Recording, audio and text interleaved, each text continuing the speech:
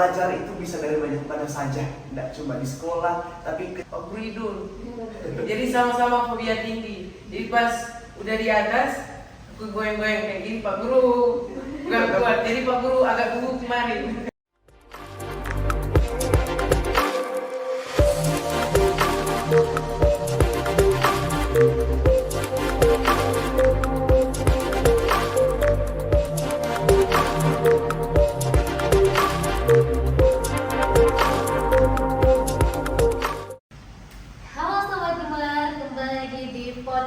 Gemar Inspirasi. Nah, kali ini kita bakal podcast sama Sobat Gemar dari Sulawesi Utara. Oke, pertama-tama kan aku Kartika Ramadhana selaku moderator pada kegiatan kita saat ini. Oke, Kartika mau kenalan dulu nih sama adik-adiknya Kartika gitu kan. Mungkin yang pertama dari Gio dulu, sapa-sapa teman-teman yang akan nonton video ini. Halo Sobat Gemar, perkenalkan aku Sergio Rombon dari SMA Kristen Santo Tomohon, Provinsi Sulawesi Utara. Nah, di beberapa hari ini kita udah nge-vlog bareng ya Kak Tika ya, jadi kenal loh. Ayo lihat vlognya nanti.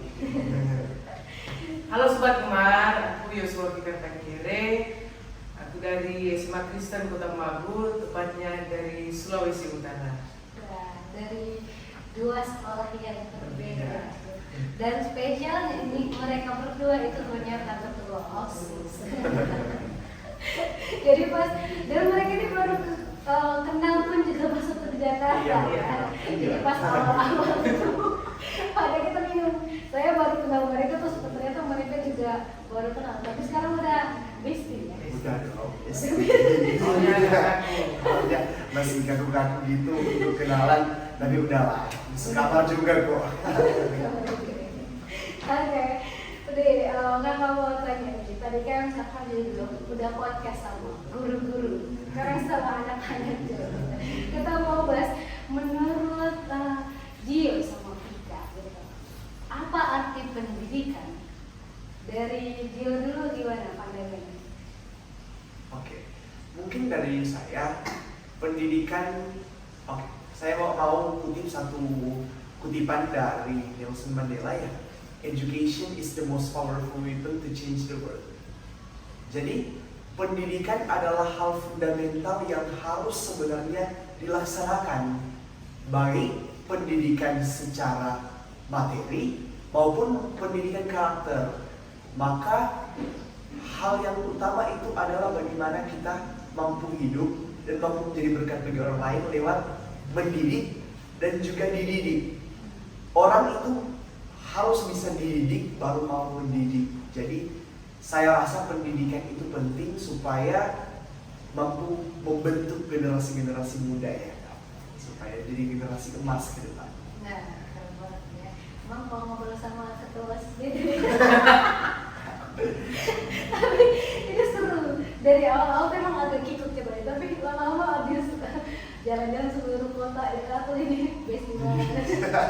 Tadinya dari Fikar nih. Ya, kalau dari saya itu pendidikan itu sangat penting. Saya juga mengutip salah satu ayat dari Alkitab ya, yaitu Amsal 1 ayat 7, yaitu takut akan Tuhan adalah permulaan pengetahuan, tetapi orang bodoh itu menghina hikmat pendidikan. Nah, jadi di sini itu kita sebagai anak muda ya yang nantinya di tahun 2045 akan menjadi generasi emas, kita itu harus terus belajar, terus mencari belajar, cari pendidikan dan seperti yang dikatakan dari Pak Guru-guru tadi, bahwa dengan pendidikan itu kita dapat mengakses ya jaringan-jaringan yang luas, dan kita itu harus belajar tentang pendidikan karakter juga, karena percuma kalau kita pintar tapi tidak memiliki attitude yang baik. Ya. Keren banget. Oke, kita udah bahas dari teman-teman ya pendidikan itu seperti apa. Nah, kadang kakak mau tanya nih, kalau misalkan SMA kadang-kadang kita capek, misal udah bisa, dan kita sekolah juga dari lagi gitu kan, banyak aktivitas gitu. Bagaimana cara teman-teman buat tetap bisa semangat belajar dan menjalankan berbagai aktivitas lain? Mungkin dari Gio dulu. Oke. Untuk dapat semangatnya itu tentu kita harus punya motivasi yang kuat ya kan. Motivasi yang kuat itu dibangun dari dalam hati kita supaya kita bisa jadi orang sukses itu. Nah, untuk jadi orang yang sukses harus butuh kerja keras dong. Jadi untuk bagi waktunya itu kita harus mulai dengan menata. Setelah ditata kemudian kita harus belajar untuk on time, belajar untuk bisa sigap nih ya kak, supaya nanti semua boleh dilaksanakan dengan baik. Nah, balik lagi motivasinya itu apa? Kalau saya itu punya motivasi, Mother Teresa once say, not everyone can do great things, but everyone can do small things with a great love. That's why kalau apapun yang aku mau lakukan itu dalam dasarnya kasih. Karena kasih itu akan bisa membuat kita supaya lebih baik lagi ke depan. Dari Vika? Nah, kalau dari aku itu motivasi terbesar itu saya setuju dengan yang dikatakan Gio tadi ya, tentunya dari dalam hati sendiri. Nah balik lagi, saya itu sebelum dan sesudah melakukan aktivitas atau apapun itu, saya itu mendahuluinya dengan berdoa. Nah dan juga motivasi yang sangat berharga bagi diri saya itu, yaitu motivasi dari kedua orang tua saya. Kita emang perlu sih, kakak juga motivasi dari diri sendiri dan orang tua itu besar sekali. Kami sekali tanya, kenapa mau belajar dengan giat? Kenapa harus kumlot juga berdoa ya?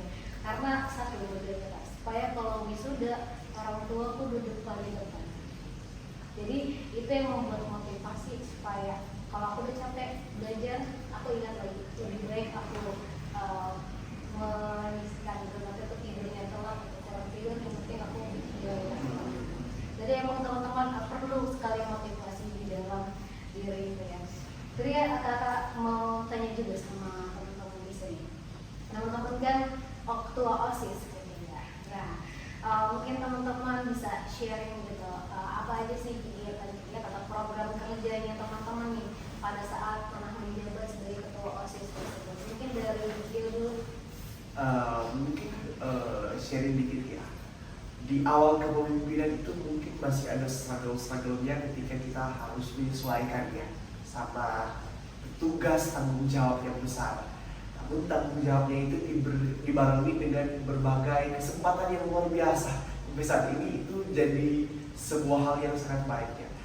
SMA Kristen Santo Tomohon itu kalau dari program OSIS itu kita di awal udah langsung buat satu program tahunan yang merinci dari tujuan bahkan sampai ke anggarannya nanti yang akan dikeluarkan berapa. Nah, maka dari itu untuk program-programnya udah tertata di setahun. Dari awal tahun itu kita awali dengan ibadah awal tahun, baru juga kemudian ada kegiatan Valentine di bulan Februari, baru di bulan Maret itu, nah kalau orang Kristen ada namanya Minggu Sengsara. Nah, sepanjang Minggu Sengsara itu kami buat program untuk puasa diakonal, itu lumayan besar. Nah, nanti hasil dari puasa diakonal itu kita buat jadi satu program yang namanya Semaker Berbagi. Jadi SMA Kristen Santo Tomohon berbagi ke daerah-daerah pelosok yang dapat dibantu, juga dibagikan ke warga sekolah yang kurang mampu gitu. Nah, nanti juga akan ada kegiatan-kegiatan besar lainnya di sekolah, mungkin akan dilaksanakan Semaker Fest atau Skrip nanti, atau juga untuk HUT sekolah nanti kita akan buat acara yang lebih baik. Tentunya pada dasarnya kami buat itu untuk memaksimalkan sumber daya manusia di sekolah supaya bisa jadi berkat bagi banyak orang. Kami sekarang program jadi kan OSIS itu ya, ekstrakurikuler yang dibawanya aja, misalnya kayak masih bisa kayak kakak PKR gitu, kakak ketua PKR atau SMA itu juga ada sedikit program kerja sama kita. Nah, mungkin kita sharing lagi nih dari. Nah, kalau dari saya tepatnya di SMA Kristen Gunung Magu, Ya mungkin awal-awal dengan berbagai karakter yang ada dari setiap anggota OSIS banyak bentrokan-bentrokan yang terjadi. Namun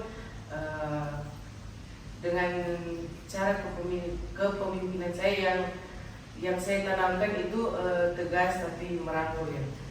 Nah tapi dengan seiring berjalannya waktu kita sudah mulai terbiasa dengan hal-hal yang sudah kita belajar dari sebelumnya, belajar dari pengalaman. Nah untuk kegiatan-kegiatan yang dilakukan di SMA Kristen mungkin sama dengan di SMA Kristen Tomohon. Di awal tahun itu kita melaksanakan kegiatan Valentine. Nah terus untuk kegiatan tahunan yang menjadi ikon dari OSIS SMA Kristen itu yaitu Safari Pasca. Jadi kegiatan Safari Pasca ini kita itu melaksanakan kegiatan di jemaat-jemaat yang bisa disebut jemaat yang kecil. Nah di situ kita melaksanakan kegiatan, contohnya konser mini. Kita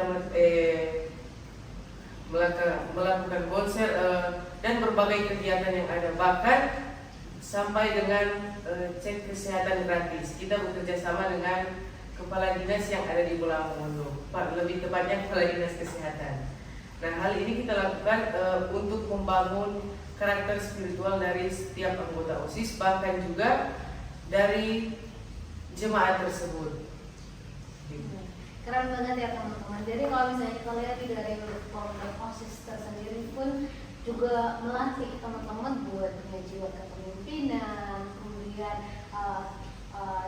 kolaborasi dengan teman-teman nih, kerja tim gitu. Dari situ sudah dilatih, kemudian empati juga ya teman-teman. Nah, tapi kakak mau tanya gitu, gimana sih Gio sebagai seorang pemimpin jadi ketua OSIS gitu, gimana Gio tetap bisa memberikan contoh, kemudian bisa merangkul teman-teman. Kita tahu kalau misalkan dalam suatu komunitas atau dalam suatu organisasi gitu, kadang semangat teman-teman itu di awal tinggi, kemudian di ujung-ujung kemudian dia capek nih nggak mau lagi ikut. Nah, bagaimana sih cara teman-teman buat tetap membuat teman-teman yang lain, ayo kita satu perjuangan, ayo kita sama-sama bertumbuh di sini gitu. Mungkin dari diri. Ya, jadi aku sedikit sharing ya. Ada nih teman aku di OSIS yang sempat mau keluar dari OSIS, tapi satu hal yang selalu aku ingatkan ke dia bahwa come on bro, kamu punya motivasi join di OSIS. Nggak semua join OSIS itu lolos jadi OSIS lah. Nah, ingat terus motivasi yang kamu tanamkan di awal untuk ikut OSIS. Kamu itu udah jadi sepersekian orang yang ada di sekolah. Representasi lah teman-teman kamu di sekolah. Ingat baik-baik itu. Jadi tanamkan terus semangat itu ke kamu. Kemudian sampai saat ini dia masih tetap jadi anggota OSIS, dan bahkan dia yang paling semangat kalau ada kegiatan apa-apa. Jadi untuk dalam memimpin saya punya pendekatan secara emosional ke orang-orang, ke teman-teman, supaya nanti teman-teman boleh tergugah hatinya, kemudian merangsang lagi motivasinya supaya makin kuat, kemudian anggota-anggotanya jadi semakin semangat, dan itu works di organisasi. Dari Bika gimana? Nah kalau dari aku itu saya selalu mengajak teman-teman itu untuk tetap semangat dan terus berjuang. Bahkan beberapa waktu terakhir, sedikit cerita ya Kak, ada salah satu teman saya yang ketemunya dari SMP, terus jalan sama-sama sampai SMA. Ada salah satu teman yang sangat dekat dengan saya, itu dia karena sakit dia meninggal dunia waktu akhir Mei lalu. Nah karena dia juga ikut OSIS. Nah kebetulan yang teman saya meninggal ini dia sangat akrab dan sangat aktif di OSIS. Nah dengan kepergian teman tersebut, kita semua itu seorganisasi merasa down. Nah terus saya belajar dari situ bahwa mungkin dari kejadian yang telah terjadi itu mungkin ada rencana Tuhan di balik itu. Nah, saya mengajak teman-teman untuk bangun dari kondisi yang seperti itu. Saya merangkul mereka, saya bilang bahwa kalau kita terus begini, OSISnya ini nantinya mau jadi apa gitu loh. Jadi saya memotivasi mereka dengan saya mengatakan bahwa jangan cepat menyerah dan terus bangun dari hal-hal yang akan membuat kalian itu terpuruk. Oke, saya kalau tanya nih, saya udah share tentang bagaimana pandangan teman-teman tentang pendidikan, seberapa penting dan juga pengalaman teman-teman dalam organisasi dalam mengelolanya gitu ya. Nah, kalau mau tanya nih, apa sih tanggapan teman-teman kalau ditanya mimpi, gitu. Mimpi atau cita-cita. Kemudian apa sih yang menjadi cita-cita dari teman-teman sendiri? Gitu. Dari Gio gimana? Kalau saya sih cita-citanya jadi engineer ya, jadi seorang teknisi. Tapi saat ini belum tahu mau ambil jurusan apa ya. Tapi berharap ke depan mulai lolos lah di universitas yang baik, yang bagus lah. Kalau ditanya soal mimpi itu menurut saya pandangan ke depan bagaimana kita apa ya? Mimpi itu harus kita usahakan karena mimpi itu tidak akan datang sendirinya. Kalau kata Bung Karno ya kalau nggak salah, lihat ya, raihlah mimpi setinggi langit. Kalau kamu jatuh di antara bintang-bintang. Jadi berharap usaha-usaha yang kita lakukan saat ini tuh bisa sampai setinggi langit. Ya, kita ada lain semoga cita-cita dari Fikar. Nah, kemudian dari Fikar nih, gimana? Kalau dari aku itu cita-citanya menjadi seorang pendeta ya Kak. Ya, jadi kalau untuk mimpi ya, jadi banyak sekarang anak muda yang bermimpi setinggi langit, tapi mereka tidak berusaha untuk bangun dari mimpi tersebut. Ya, jadi mungkin untuk bangun dari mimpi tersebut ya, mereka harus menjadi orang yang optimis, karena orang yang optimis itu adalah orang yang pandai mencari mengambil kesempatan dalam kesulitan. Yang gitu. Ya, keren banget nih. Bahkan pas waktu kita sharing-sharing, katanya kalau langsung kaget, wah mulia sekali cita-citanya dan mau jadi pendeta gitu. Bahkan kita sharing banyak hal gitu ya teman-teman.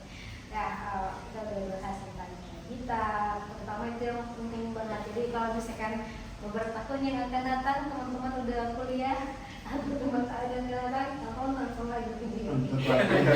Karena kita bahas tentang cita-cita. Jadi bikin story kalau ini 5 tahun yang lalu saya ngomong kayak gini. Nah, oke, kita udah bahas tentang pendidikan, kita sekarang bahas gimana nih pengalaman kalian selama di Jakarta. Nah, dari Gio sama Fikar sendiri gitu, gimana sih perasaannya setelah kita jalan-jalan ya? Apa buat hari yang pertama dulu gitu, kita pecahin gitu. Hari pertama kita jalan-jalan menggunakan transportasi umum di Jakarta. Kemudian pergi ke beberapa tempat, gitu, kayak kita pergi ke Perpustakaan Nasional.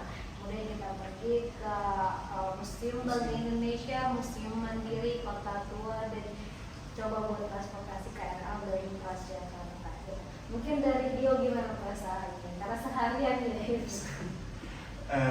Perasaannya sungguh senang, tapi capek, tapi senangnya luar biasa itu karena jujur ya, pertama kali datang ke Jakarta itu sekarang, jadi sungguh banyak pengalaman baru. Memang ya kalau kata Pak Firly dulu, belajar itu bisa dari banyak mana saja, tidak cuma di sekolah, tapi ketika kita belajar bahkan lewat kegiatan di mana saja pun kita boleh belajar. Misalnya di Jakarta nih, belajar naik KRL, belajar naik TJ, itu sampai ke Purpusnas itu, wah sungguh sebenarnya awalnya tuh nggak masuk di to-do list ya Kak ke Purpusnas, tapi jadi satu impian saya untuk ke Purpusnas. Jadi wis lah Kak Tika boleh nggak kita ke Purpusnas. Jadi wow, dan untungnya kita naik sampai ke lantai 24 ya Kak, ke lantai ke puncak Purpusnas, jadi bisa lihat Monas sungguh. Tapi emang lah Jakarta polusinya lumayan. Kalau di Kota Tomohon itu sangat clear udaranya. Nah itu sih kayaknya kesan yang di Purpusnas. Baru kita jalani, ketemu sama ibu yang dompetnya dicopet, dan ketika itu baik sekali sampai nolong ibu.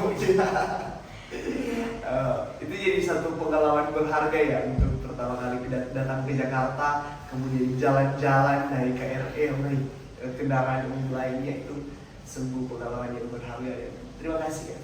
Boleh dari Ika gimana nih?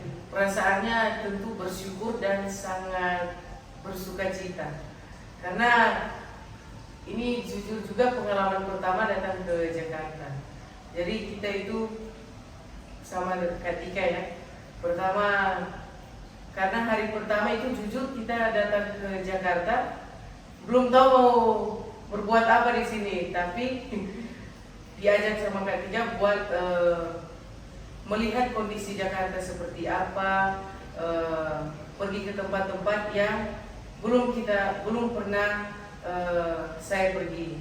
Dan terus kita itu pergi ke Mall SMS, pergi ke Museum Bank Mandirinya, sampai pakai pakaian dari Belanda. Itu saya rasa sangat senang dan sesuatu yang unik menurut saya.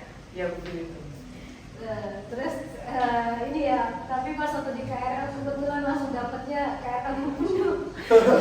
Mepet. Desak-desakan kita di sini. Itulah di Jakarta teman-teman, kita perjuangan teman-teman kalau suka di Jakarta. Apalagi itu sebenarnya udah sempit kemarin, tapi bisa jadi itu jauh lebih sempit. Tapi seru ya. Bagaimana? Seruan KRL atau naik Transjakarta? Sampai waktu itu Kak, kan Fikar di depan aku, Fikar maju dikit, nggak bisa, maju lagi, nggak bisa, karena di belakang ada orangnya, main HP gini, HP-nya udah mentok, udah gini, nggak bisa waktu itu. Jadi emang ya lumayan seru banget lah waktu itu Kak. Jadi pengalaman berharga sekali, apalagi naik TJ ya.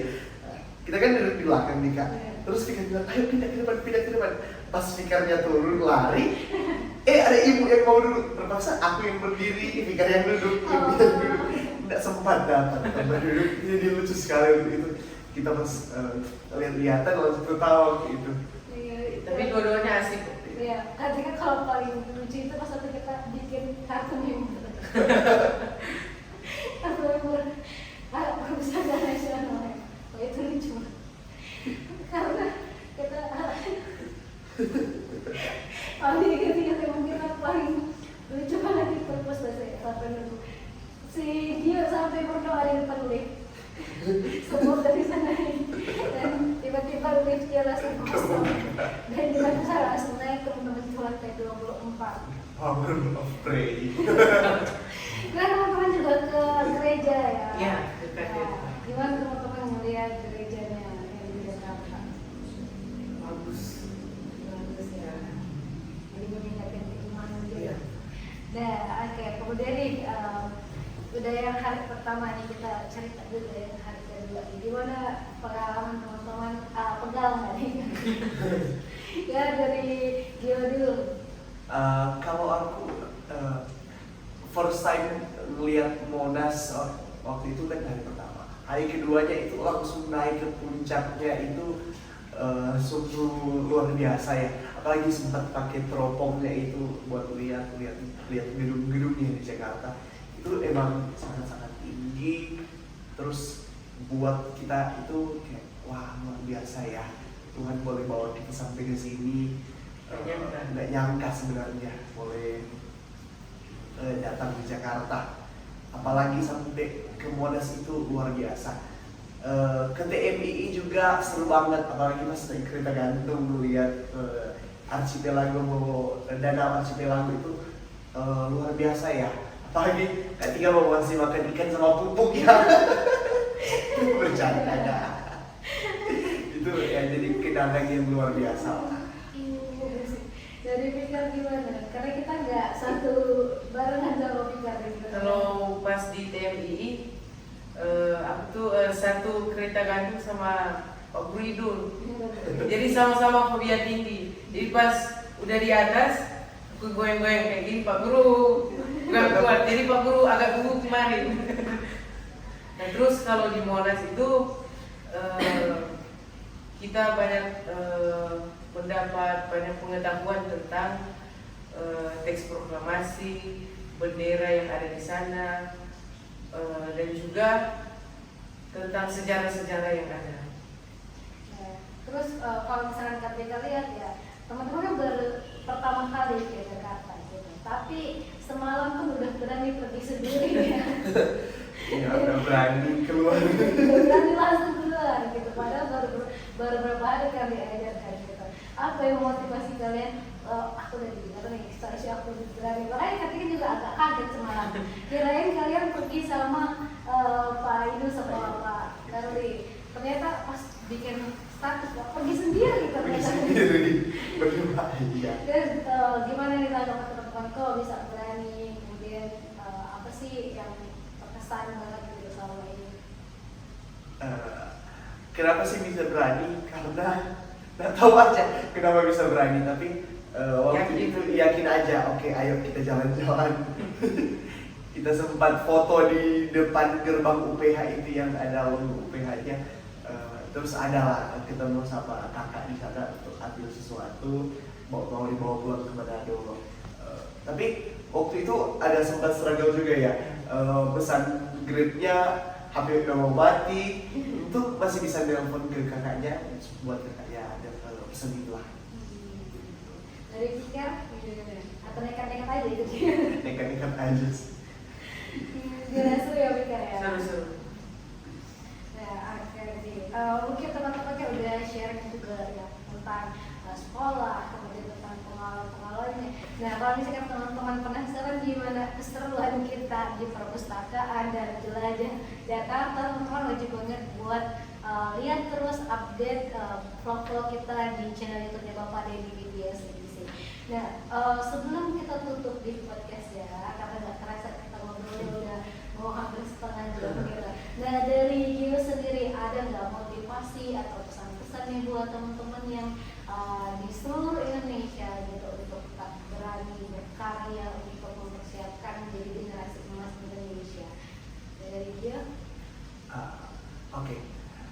Menurut saya, ketika kita punya satu motivasi yang kuat untuk mencapai satu tujuan, itu yang harus selalu kita tanamkan dalam hati kita. Maka itu yang akan terus memotivasi kita supaya terus berkarya. Kita tuh nggak boleh patah semangat. Kalau jatuh bangkit kembali, jatuh bangkit lagi. Kita sangat termotivasi sama Pak Denny. Bahkan belum di usia yang harus kuliah ya, sempat tunda untuk kuliah, tapi Pak Denny berani terus untuk selalu maju gitu. Kami juga terima kasih banyak Pak Denny karena pelayanannya selama kami di sini begitu baik Pak Denny sama kita, ketika juga yang bersama Pak Denny.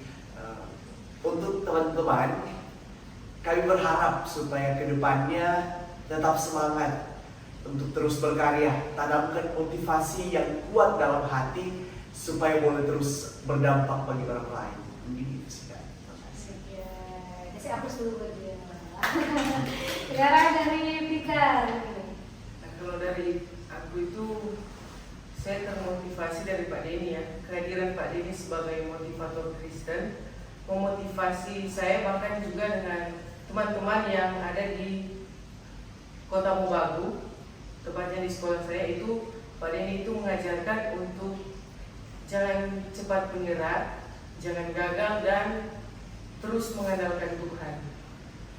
Sebab kalau kita mempunyai iman yang percaya ya kepada Tuhan, kita itu akan terus dibukakan jalan. Dan Pak Denny mengajarkan bahwa yang tadi saya sampaikan bahwa jadilah orang yang optimis, sebab orang yang optimis dia pandai mencari peluang-peluang yang ada, yang mungkin itu. Dan untuk teman-teman yang ada di luar sana, jangan cepat menyerah, bangunlah dari mimpi kalian ya. Dan yang paling penting andalkan Tuhan dalam hidupmu. Dan saya juga berterima kasih ya kepada Pak Denny yang sudah memfasilitasi kami dari rombongan dari Sulawesi Utara untuk jalan-jalannya di kota Jakarta ini. Sekali lagi terima kasih, Tuhan memberkati. Mungkin teman-teman udah belajar ngevlog kan kemarin. Nah, mungkin teman-teman buat closingnya atau mungkin kayak kemarin di TMI selama Monas, coba sekarang di podcast ini.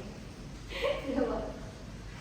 Nah teman-teman, gimana keseruan podcast kali ini? Ayo jangan lupa, ada tugas yang harus kita lakukan. Jangan lupa ya, di like, di comment, share, and subscribe channel YouTube-nya Denny Widya CDC. Dan jangan lupa follow Instagramnya Generasi Emas Berkarya. Sampai jumpa. Sampai jumpa.